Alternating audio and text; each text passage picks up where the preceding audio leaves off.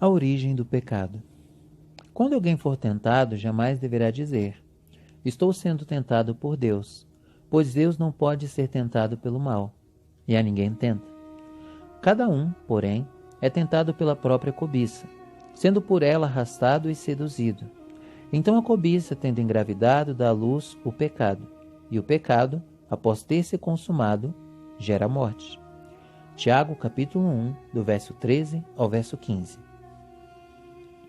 O texto faz uma advertência àqueles que são tentados a fazer o mal, deixando explícito que a origem dessa tentação não é divina, ou seja, Deus não promove meios de incitar o homem ao pecado. O próprio Deus não pode ser tentado pelo mal. É impossível manchar a santidade infinita de Deus. Assim, a origem do pecado está na cobiça. Mas o que é cobiça? Cobiça é um desejo desmedido pelo poder, por bens materiais, por glórias, etc. A cobiça pode fazer com que as pessoas não aceitem suas condições de vida e passem a ambicionar as de outra pessoa ou até a de seu Criador, mesmo que isso seja um pecado grave. Como exemplo, pensemos em alguém que está com alguns problemas no casamento, e ao invés de tratar com seu cônjuge, olha o casamento alheio e cobiça no coração estar no lugar daquele esposo ou daquela esposa. E assim, acaba cometendo adultério, pois o Senhor Jesus nos adverte: vocês ouviram o que foi dito, não adulterarás. Mas eu lhes digo, qualquer que olhar para uma mulher, para desejá-la, já cometeu adultério com ela no seu coração. Mateus capítulo 5, verso 27 e 28. Pensando em alguns sinônimos de cobiça, encontraremos expressões como obstinação, inveja, ambição, avidez, sede, cupidez, ganância, anseio. Deus falou por intermédio dos seus profetas Ezequiel e Isaías a respeito da queda de Satanás e com ela o nascimento do pecado. Você estava no Éden, no jardim de Deus. Todas as pedras preciosas o enfeitavam: sárdio, topázio, diamante, berilo, ônix e jaspe, safira, carbúnculo e esmeralda. Seus engastes e guarnições eram feitos de ouro. Tudo foi preparado no dia em que você foi criado. Você foi ungido como um querubim guardião, pois para isso eu o determinei. Você estava no Monte Santo de Deus e caminhava entre as pedras fulgurantes. Você era inculpável em seus caminhos, desde o dia em que foi criado até que se achou maldade em você. Por meio do seu amplo comércio, você encheu-se de violência e pecou. Por isso, eu o lancei em desgraça para longe do monte de Deus. E eu o expulsei, ó querubim guardião, do meio das pedras fulgurantes.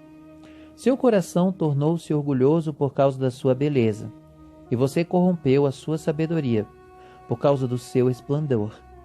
Por isso, eu o atirei à terra, fiz de você um espetáculo para os reis. Ezequiel, capítulo 28, do versículo 13 ao versículo 17. E tu dizias no teu coração: eu subirei ao céu, acima das estrelas de Deus exaltarei o meu trono. E no monte da congregação me assentarei, nas extremidades do norte. Subirei acima das alturas das nuvens, e serei semelhante ao Altíssimo. Contudo, levado serás ao Seol, ao mais profundo do abismo. Os que te virem te contemplarão, considerar-te-ão e dirão: é este o varão que fazia estremecer a terra e que fazia tremer os reinos? Que punha o mundo como um deserto e assolava suas cidades? Que a seus cativos não deixáveis soltos para suas casas? Isaías capítulo 14, do verso 13 ao verso 17.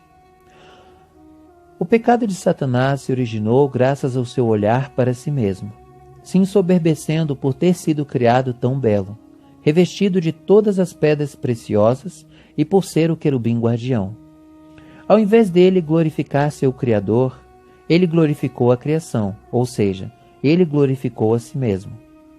Assim, ele se achou digno de estar no lugar de Deus, subir aos céus erguer o seu trono acima das estrelas de Deus e se assentar diante da Assembleia Celestial, no ponto mais elevado do Monte Santo, para ser como Deus.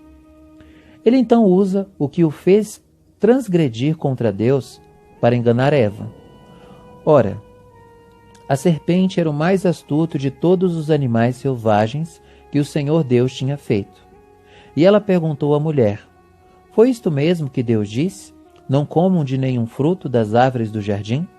Respondeu a mulher à serpente: podemos comer do fruto das árvores do jardim, mas Deus disse: não comam do fruto da árvore que está no meio do jardim, nem toquem nele. Do contrário, vocês morrerão. Disse a serpente à mulher: certamente não morrerão. Deus sabe que, no dia em que dele comerem, seus olhos se abrirão e vocês serão como Deus, conhecedores do bem e do mal. Quando a mulher viu que a árvore parecia agradável ao paladar, era atraente aos olhos e, além disso, desejável para dela se obter discernimento, tomou do seu fruto, comeu-o e o deu ao seu marido, que comeu também. Os olhos dos dois se abriram e perceberam que estavam nus. Então, juntaram folhas de figueira para cobrir-se. Gênesis capítulo 3, do verso 1 ao verso 7. O primeiro passo da estratégia de Satanás foi gerar dúvida quanto à ordem de Deus. Foi isto mesmo que Deus disse? Não comam de nenhum fruto das árvores do jardim? Dessa forma, ele mente e aproveita a atenção que obteve de Eva para incitá-la, através de suas palavras, a cobiçar a condição divina, como ele o fizera. Certamente não morrerão. Deus sabe que, no dia em que dele comerem, seus olhos se abrirão e vocês serão como Deus, conhecedores do bem e do mal. Ele olhou para si mesmo e isso o fez se achar tão digno de glória quanto Deus, conduzindo-o ao pecado. Como o fruto foi o caminho pelo qual ele dissera que Eva se tornaria como Deus, ela cobiçou o fruto. Quando a mulher viu que a árvore parecia agradável ao paladar, era atraente aos olhos e, além disso, desejável para dela se obter discernimento, tomou do seu fruto, comeu e o deu ao seu marido, que comeu também.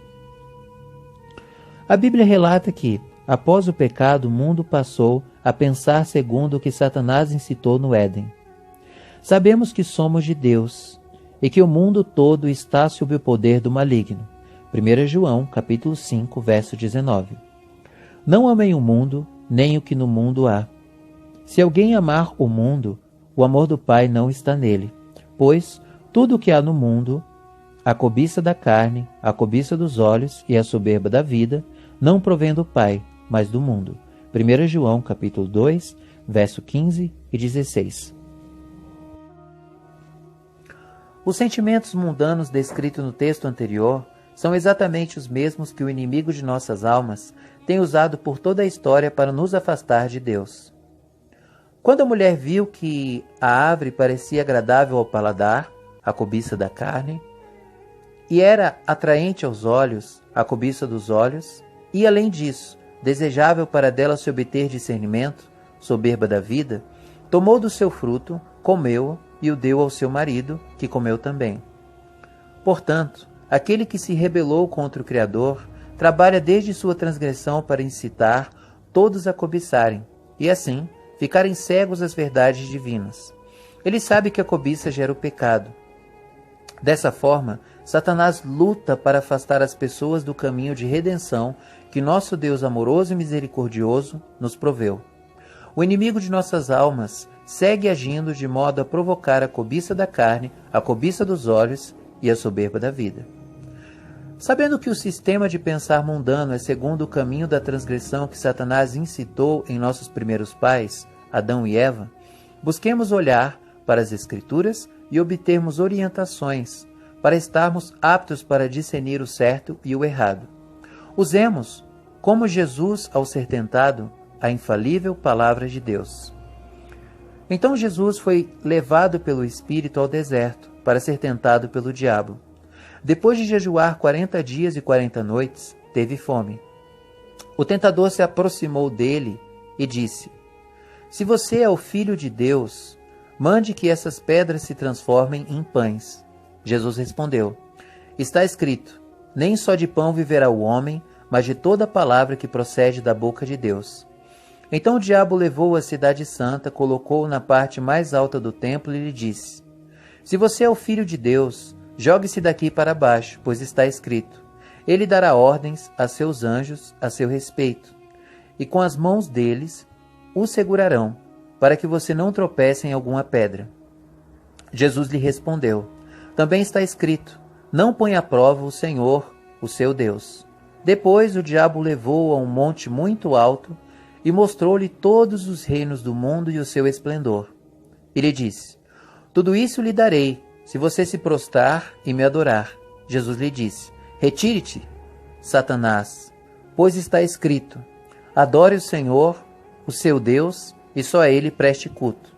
Então o diabo o deixou, e os anjos vieram e o serviram. Mateus capítulo 4, do verso 1 ao verso 11.